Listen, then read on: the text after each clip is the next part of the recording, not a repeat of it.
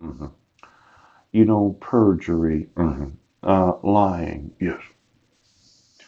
Vicarious performance bonus, yes. And I'd like to know those performance bonuses. Perjury, yes. Perjured, to perjure. Oh.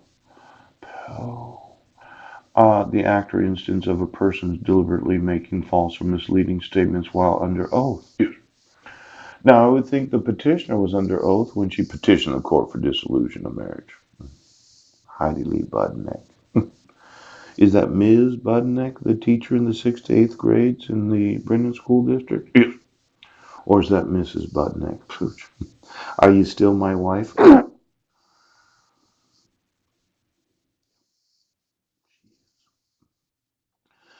See, it's somewhat frustrating, isn't it, that you got married, yes, in Kosovo to a man that for 10 years of marriage went through all those difficult times, yes. But I took into consideration the first need of our family, the education of Jessica, yes. I bought a little house in Squim, Washington for us to move into when we got married, yes. I was a financial consultant at Squim, Port Angeles and Port Townsend, Washington Mutuals, yes. And then when Deacon was born, yes, I fasted and prayed for 11 days, and I thought, you know what? I think the Lord wants me to do something different. I started a business, James Thomas and King Financial Services. Oh, Zachary James, Bishop Thomas, and Deacon King had a little office at 224 West Washington Street. Yes, yes, yes. But we were having a problem with Jessica's education at the Helen Haller Elementary School there in Squim.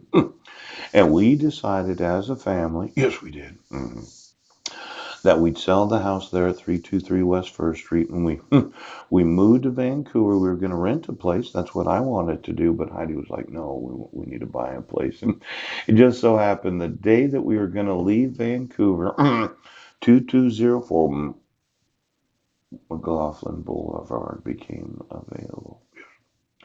It was a nice house. It was a new house, only had one owner. Yes, recently constructed.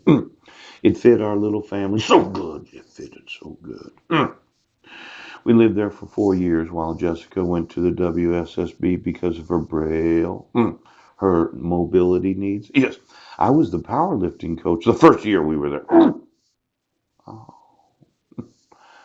But then things got difficult. Yes. And I had a 750 credit score. Yes. And I did try to build some businesses during the credit crisis. Yes. But eventually we couldn't short sell the house, so we had to let it go. So we drove through the state. We went to Spokane. Yes. Do you remember that Norwegian woman when we went out there and we looked at that house and thought that'd be a nice rental, but our credit wasn't that good at that time. Yes. But eventually we got an email from an individual that had recently lost his wife. Yes. Moved into a 2,200 square foot home. Yes.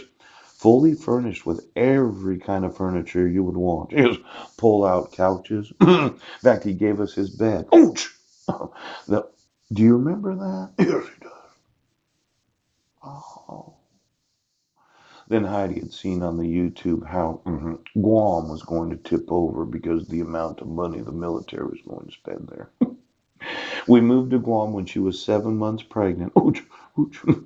We did the research. Do you remember? Yeah, we lived with Debbie. Yes, and her husband. We rented a room.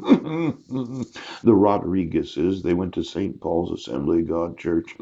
I made sure that when we got there, there was somebody there to meet us at the airport. Yes, so that we had used our contacts in Christianity. Yes, to protect our family from the uncertainties of moving someplace else. Wow, wow, wow.